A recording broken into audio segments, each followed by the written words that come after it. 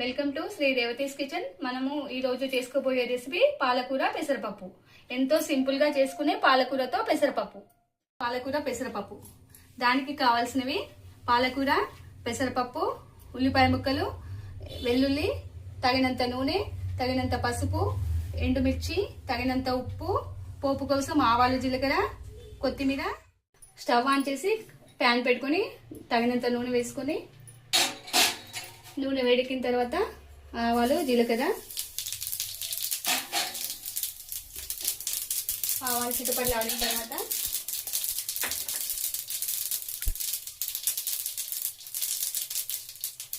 ఉల్లిపాయలు,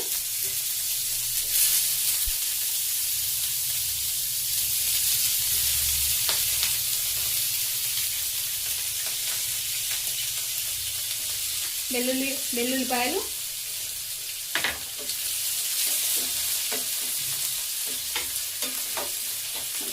ఇవి కాస్త బ్రౌన్ కలర్ వచ్చేదాకా వేగించాలి. తగినంత ఉప్పు, ఎండుమిర్చి,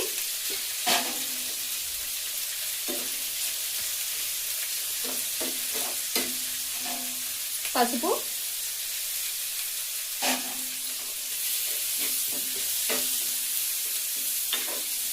బాగా ఫ్రై అయ్యే వరకు వేగించాలి.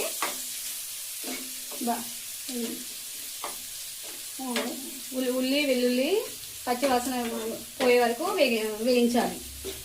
తర్వాత పెసరపప్పు వేసి ఫ్రై చేసుకోవాలి.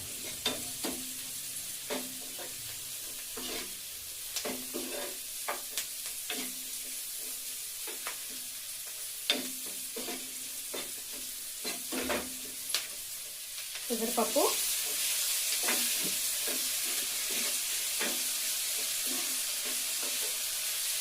పెసరపప్పుని కూడా బాగా వేయించి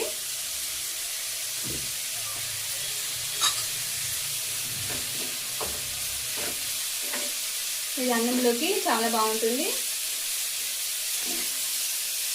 తగినంత ఉప్పు వేద్దాం. ఇప్పుడు ఉప్పు వేసిన తర్వాత ఇది బాగా నూనెలో బాగా ఫ్రై కావాలి. పెసరపప్పు మాడకుండా, పోపు మాడకుండా చూసుకోవాలి. జాగ్రత్తగా కలుపుతూ ఉండాలి. ఈ అన్నంలోకి చాలా బాగుంటుంది. ఈ కర్రీ పొడి పొడిగా వస్తుంది, ముద్దగా కాకుండా పొడి పొడిగా ఉంటుంది.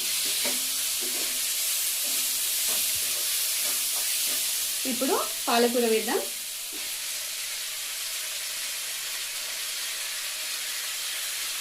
పాలకూర అలాగే కొత్తిమీర వేసి బాగా కలుపుకోవాలి.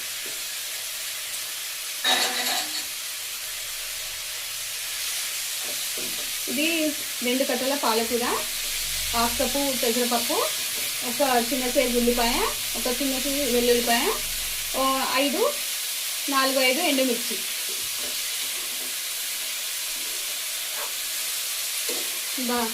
బాగా కలుపుకోవాలి. బాగా కలిపి మూత పెట్టుకోవాలి. ఇది సిమ్లో మగ్గించుకోవాలి. మగ్గిన తర్వాత అవసరం అనుకుంటే నీళ్లు పోసుకోవాలి, లేకపోతే అదే దాంతో మగ్గిపోతుంది.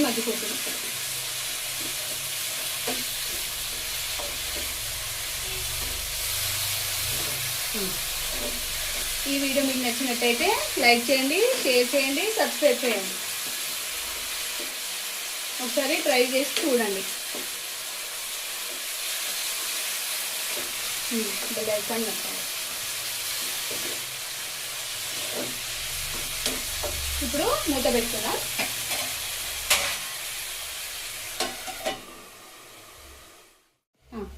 ఇప్పుడు మగ్గిపోయిందా చూద్దాం.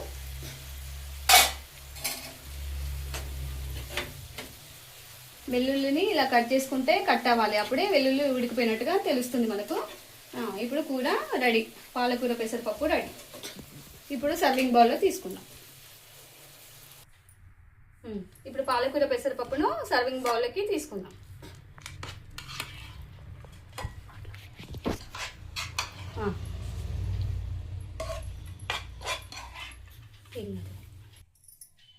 పాలకూర పెసరపప్పు రెడీ. ఈ రెసిపీ మీకు నచ్చినట్లయితే షేర్ చేయండి, లైక్ చేయండి, సబ్స్క్రైబ్ చేయండి.